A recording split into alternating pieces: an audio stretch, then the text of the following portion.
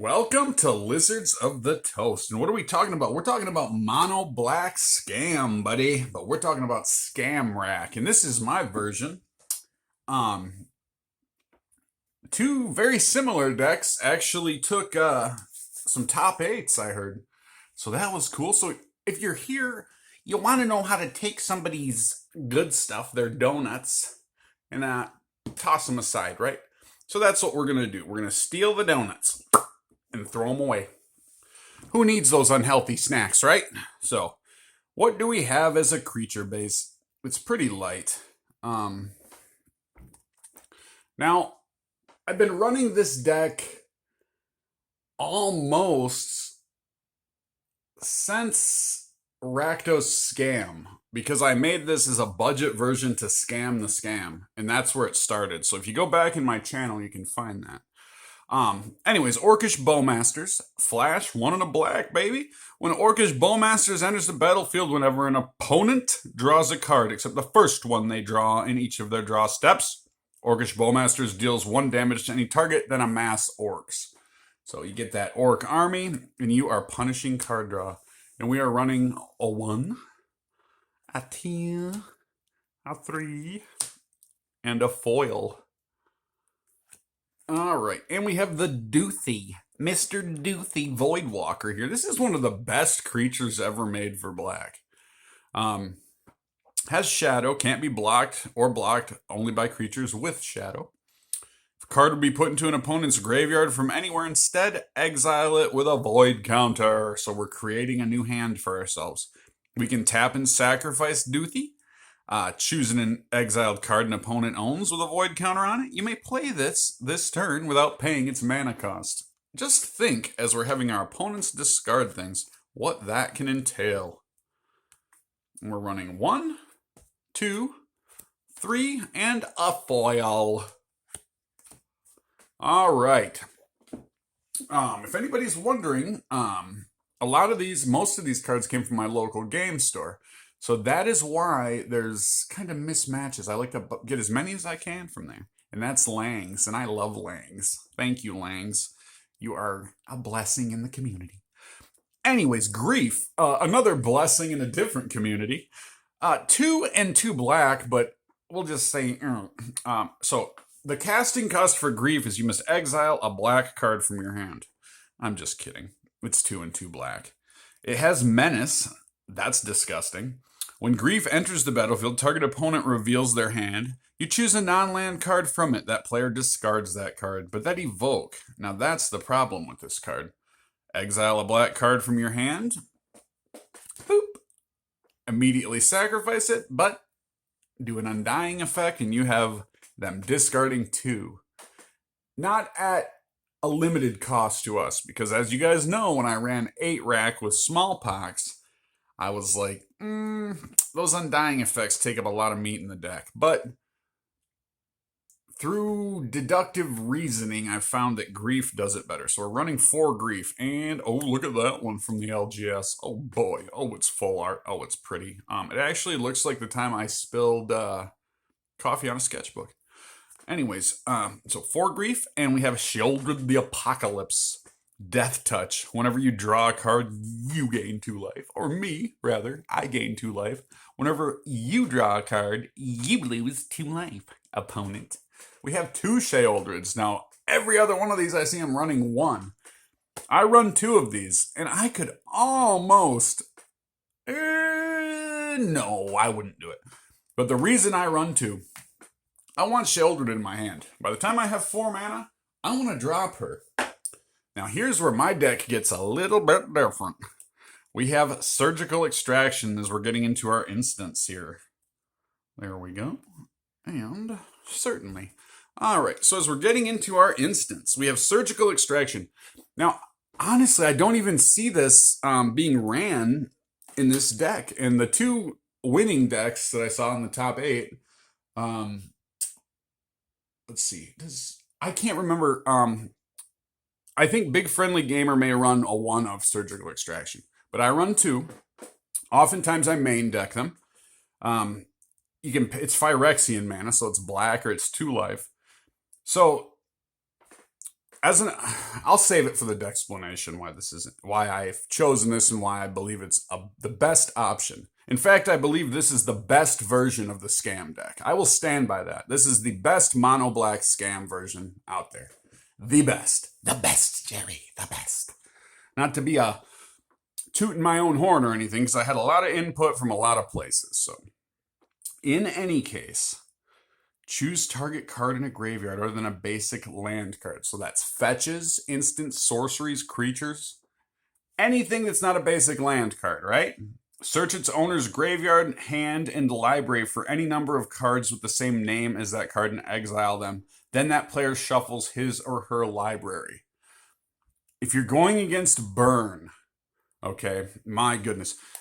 Pretty much if you're going against anything that utilizes fetch lands, anything like that, these are just great. And we have this version, and a look at that. Isn't that nice? Isn't that sweet? All right. And we have Fatal Push. Probably the best removal in black. Destroy target creature if it has converted mana cost 2 or less. And Revolt is cool. Destroy that creature if it has converted mana cost 4 or less instead if a permanent you controlled left the battlefield this turn. And we have fetch lands in here, and we have sagas. So things will be leaving the battlefield. And let's see here. Yep, 3 Fatal Push in the main deck and no Fatal Push in the sideboard, which is also different from the metagame list. So we have a Surgical Extraction in place of our Fatal Push there. So for the Undying effects, we are running Undying Evil. Okay, I love that. You know what that reminds me of? That reminds me of, I almost said George Romero. I'm sorry. Having a brain fart here. Evil Dead by Sam Raimi. Okay, Sam Raimi's Evil Dead. The old one. That's what that reminds me of.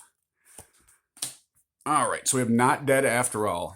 This is probably the best one. 1, 2, 3, 4 of those. And in the main deck right now, we are running Sheoldred's Edict with 1 in the sideboard. And we'll go over that sideboard. We'll go through there. Don't worry, I won't forget, I promise.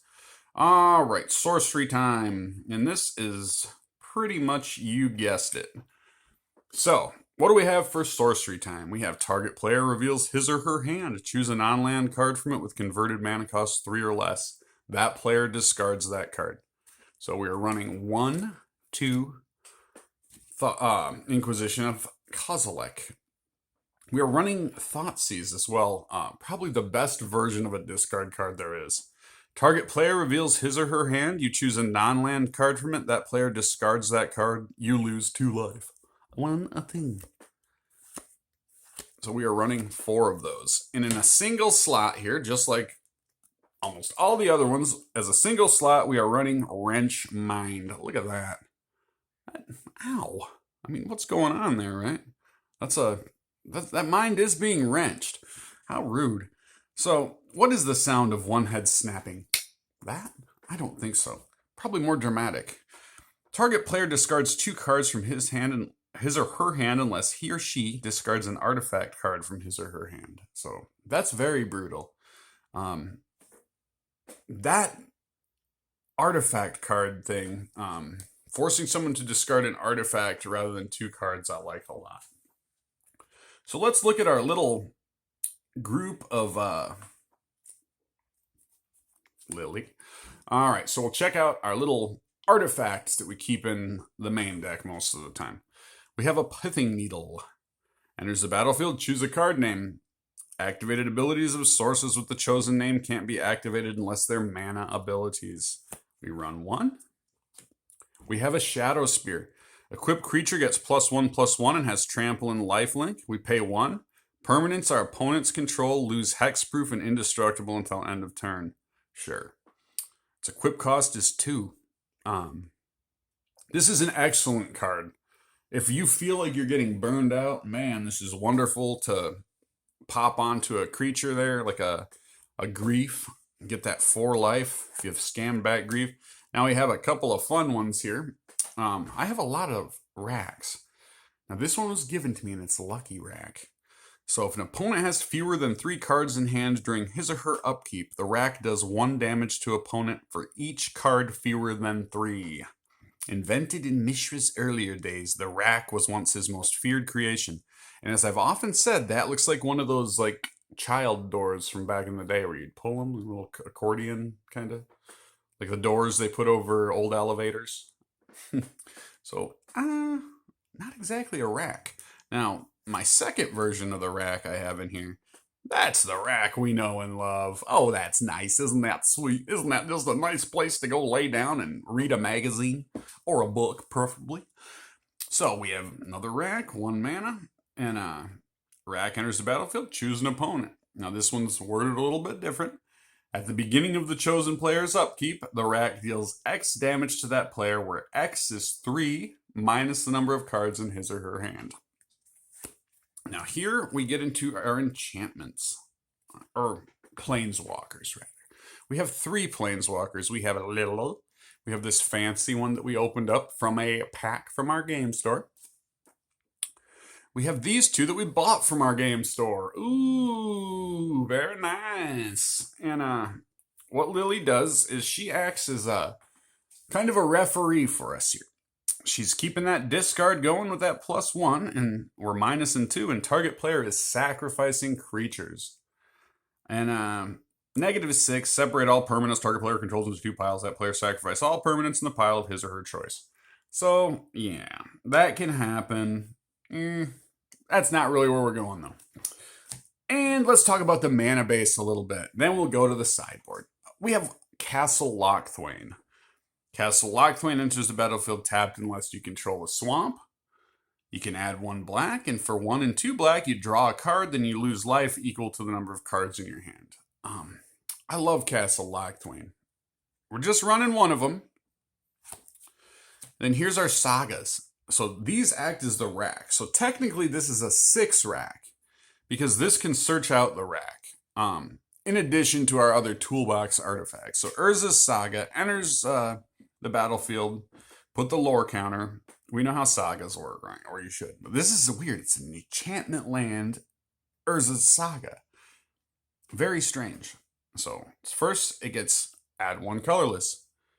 Urza's Saga gains pay 2, tap, create a 0/0 colorless construct artifact creature token. With this creature gets +1/+1 for each artifact we control. Very powerful. Definitely not overrated. Those constructs can be quite a problem. It'd be very tough.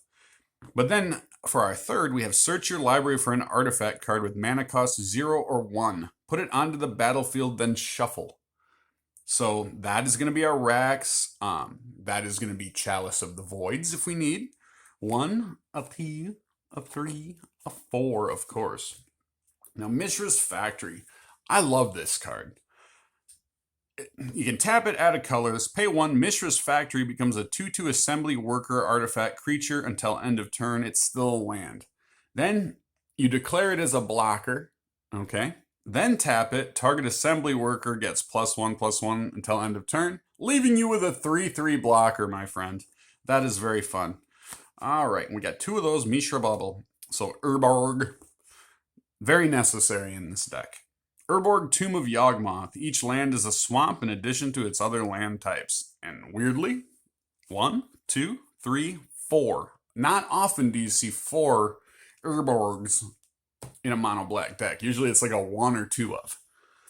And here's our fetch lands. We have Bloodstained Mire, which could be another Marsh Flats. It could be whatever. We just need black. As long as it doesn't have blue on it, right? I'm just kidding. Bloodstained Mire. Pay 1 life, sacrifice Bloodstained Mire, search your library for a swamp or mountain card, and put it onto the battlefield and shuffle your library. So these are going to leave the battlefield, making Fatal Push a lot more powerful. We have 2 Bloodstained Mires, just in case our opponent... See, people are running 1 playset of Marsh Flats. I almost even feel like adding the black and blue fetch. Just because, or a green, go 1 of each color of fetch lands. Just in case, so nobody stops me from doing that. But it's, who cares, right? We have, for our fetchables, though, if we need be to fetch, and see, of course, Urborg will make this a swamp in addition to his other types, too, so it may never even have to leave the board. It can just be a swamp. We have 1, a 2, a 3, a 4, 5, 6. So 6 fetches and 4 fetchers. It's a little different than my other decks because in my other decks we have usually like 2 more fetch lands than we have fetchers. So there are those. Now let's grab that sideboard, Curtis. All right. So we don't want anybody searching their deck. Get out of there. So spells and abilities your opponents control can't cause their control. Spells and abilities your opponents control can't cause their controller to search their library. Good old Ashiok, the Dream Render here. So same casting cost as Lily. Target player puts the top 4 cards of their library into their graveyard, then exile each opponent's graveyard. So this is cool. If somebody puts something to the top of their graveyard. This is also a pretty good card in Commander for that reason. Just because you can really mess up certain tutors that will put things on top of the library. So we have Ashiok as a 1-of. We have Turok the Dreadcanter. And if there's going to be one that sits in there, I keep this guy sitting in the deck sometimes. But mostly just if I'm going against white. Something with white, does Turok come in. But Turok is a powerhouse. For 1 and a black, whenever an opponent discards a card, put a 1/1 counter on Turok Dreadcanter. When Turok Dreadcanter enters the battlefield, if it was kicked, target opponent discards 2 cards. So that's pretty good. So immediately you can get a 4/3 with protection from white. And he's going to get bigger because you're going to have him discarding more things. So in a shell, like, say I was playing against something with white that didn't maybe have like a lot of creatures. I could definitely see myself pulling a Fatal Push, and maybe a Surgical Extraction for 2 Turaks. But that's Dexplanation stuff, so I'll save that for Dexplanation. So 2 Turok Dreadcanters. Okay. We have Break the Ice, and I think this card is going to be very viable in the future metagame. So much so that I'm thinking about putting a 3rd copy in here. For 2 black, destroy target land that is snow or could produce colorless. And that overload is brutal. It's 6 mana, but you can probably get there. 2 Break the Ice. And in a 1-of that, in a small creature build, any creatures deck that's creating tokens, creature tokens, this 1-of Damnation for 2 and 2 black, destroy all creatures that can't be regenerated. Now, this right here, for 1 and 2 black, Necromentia, also from the game store, gotta love it.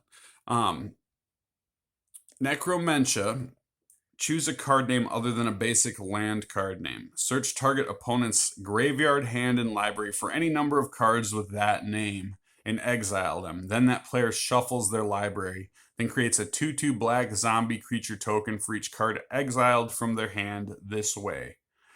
So we could, on turn 3, okay, you could take so many things from people's hands. So we are running just 1 of these, though.